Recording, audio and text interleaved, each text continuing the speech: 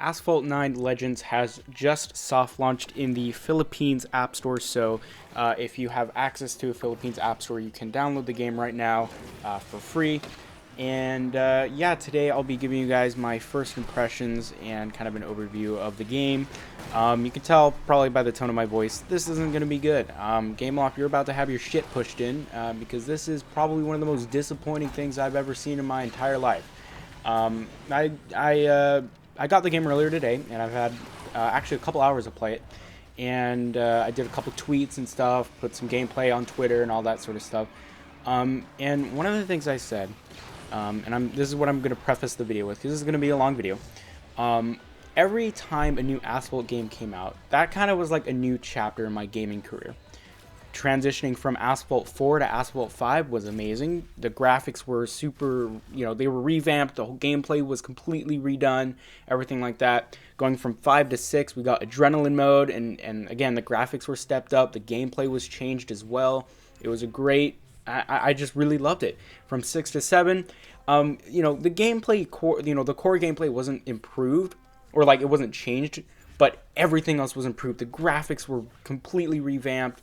The soundtrack was amazing in all previous Asphalt games.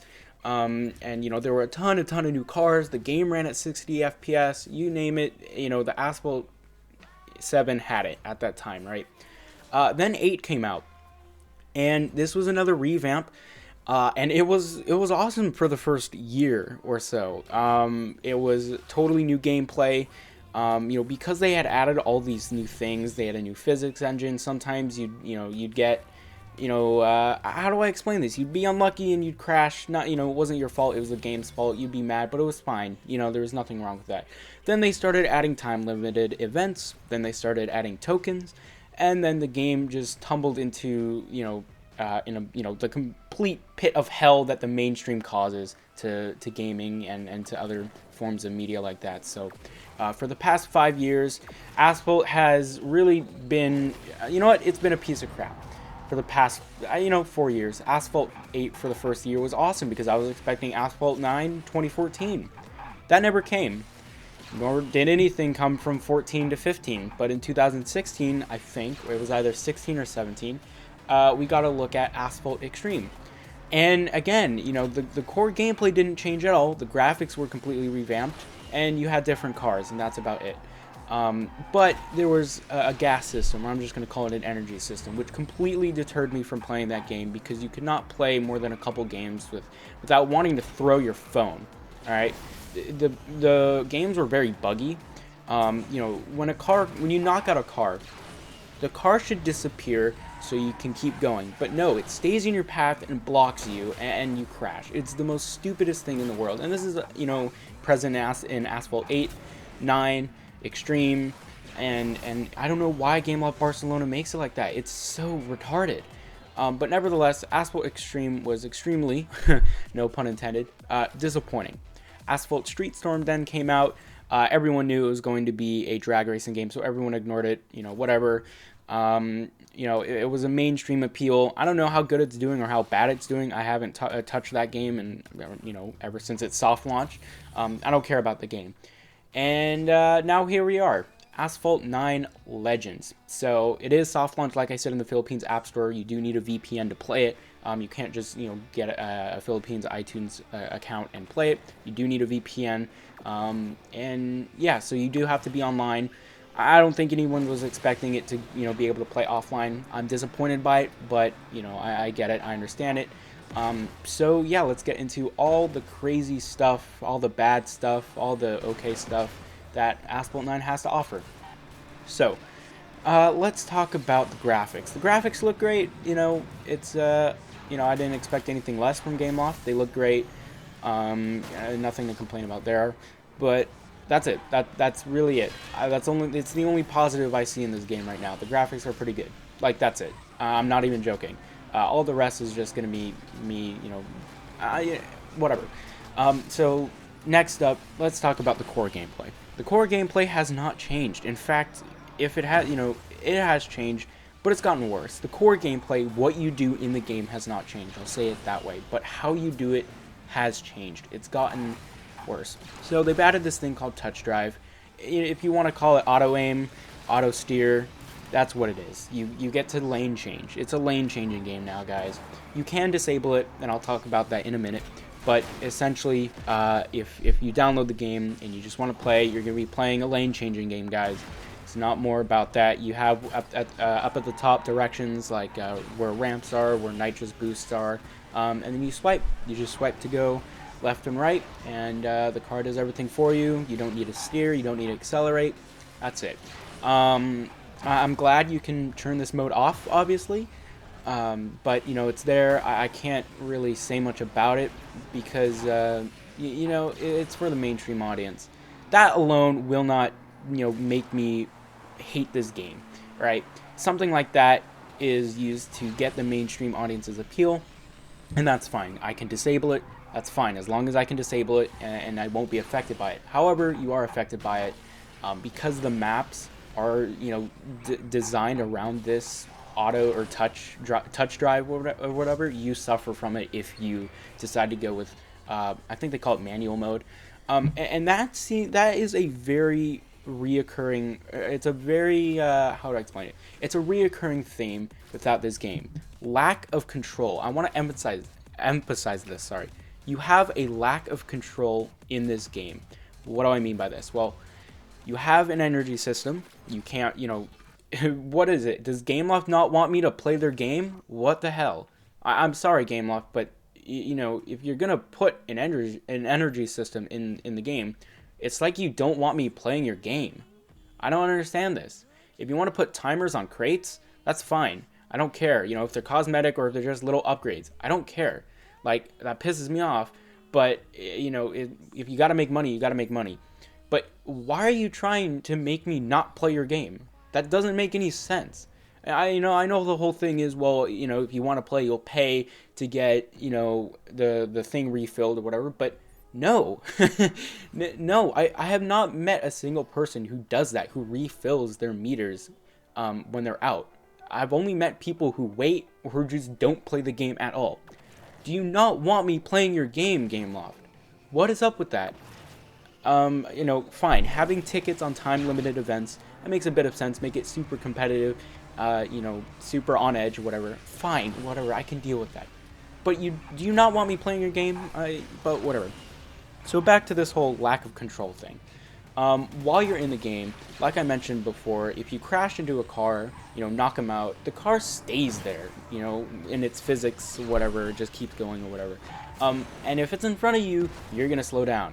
If it's on the side, you're gonna get knocked off. It's so annoying and it's so dumb. Go back to the other days of the Asphalt games where it would either not disappear, but like in animation when you're playing, you'd go through the car. Please, Gameloft, I don't understand this. It doesn't make sense. And the lack of control continues. In the menus, you can't view your car 360 degrees.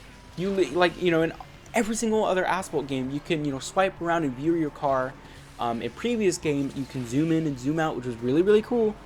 But we all took it we all took it for granted because you could do that in most of every racing game ever. Why can't you do it in this game? What the heck? It's the dumb, and I know this is such a small thing, but I'm not emphasizing it because of the ability to look at your car. I'm emphasizing it because of the lack of control Gameloft is giving the player in this game. You can't even stop the music while you're playing the game. You can't switch soundtracks. In Asphalt 8, you could pause it, you could play it, you can switch genres or whatever. You can't do that in this game. What? That blows my mind. You can't even choose the songs you want to play in your game anymore. Which, again, let that sink in. You can't even choose the songs you play. In Asphalt 6, you could play music from your device, which is really, really neat, and you'd have the game sound tune and everything. In Asphalt 7, that was removed, but you could still play and pause the music and do all this stuff, right? In 8, again, like I said, in Extreme, I think you could play and pause the music and stuff like that. They're totally removing this, so again, you don't have control anymore. And again, it goes into gameplay too. The cars don't feel great. The environment is very constrictive. Like, if you look outside, and most of the gameplay, all you see is sky. You don't see any super tall buildings. You don't see, any big giant mountains or anything. And what that makes the player feel is that the world is fake because it's just one-dimensional. Gameloft, are you losing your sense of map design? Are you losing your sense of game development and design? I don't understand. Most of this stuff is basic game design, and you guys are totally disregarding it. You're losing your mid to hardcore audience. And I'm sorry to let you know, but the casual players, they're gonna play your game for a while, make you a bit of money, but after that, your game's gonna die. Your game really is going to die. This game, I don't see it being very successful. Especially, the Asphalt 8 community has become extremely competitive. And I see it, the time limited events, the YouTubers that have gotten super popular, Elite Hector X, Anthony Jose, these guys are really popular right now. But I don't see them, transitioning fully into Asphalt 8, Asphalt 9. They never went to Asphalt Extreme because of that energy system, and it was just not a good game in general. But, I really don't get what you guys are doing here, Gameloft. But, yeah, I mean, that's it. So, I also want to talk about the upgrade system for a bit. They made it even worse, of course. You can now upgrade, the regular stuff like acceleration, nitro, and all that stuff.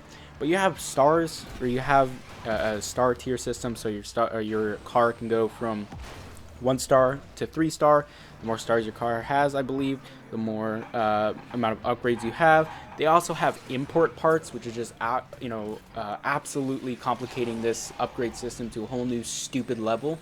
I'm not even I don't know about that. I just saw that you can upgrade your car with something called import parts that you can get through packs and other things. I guess that just increases your stats even more, which is absolutely stupid. And the game just becomes also about numbers, right? I'm sorry, but if you don't have the recommended rank, you can't even compete in the race. Or if you don't have a recommended rank, you can't win the race physically. Whatever, it becomes less about skill and more about numbers. I talked about this all the way back when Asphalt 8 was first coming out. It didn't really affect it too much, but it did have some impact, and I was pissed about it. But again, I'm going back to the lack of control. You don't have any control in this game. Like in these types of games, I find myself going into the menus more than playing the game, and so I'm really disappointed by this. I told Gameloft they had a 3-strike system. 3 strikes and I'm just gonna go berserk. I don't know what I was thinking, but I mean, this is kind of their 3rd strike. Gangstar New Orleans was trash. Asphalt Extreme was trash.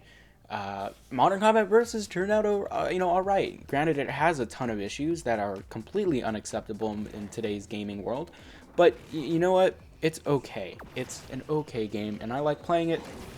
So whatever. But this game is unacceptable, Gameloft.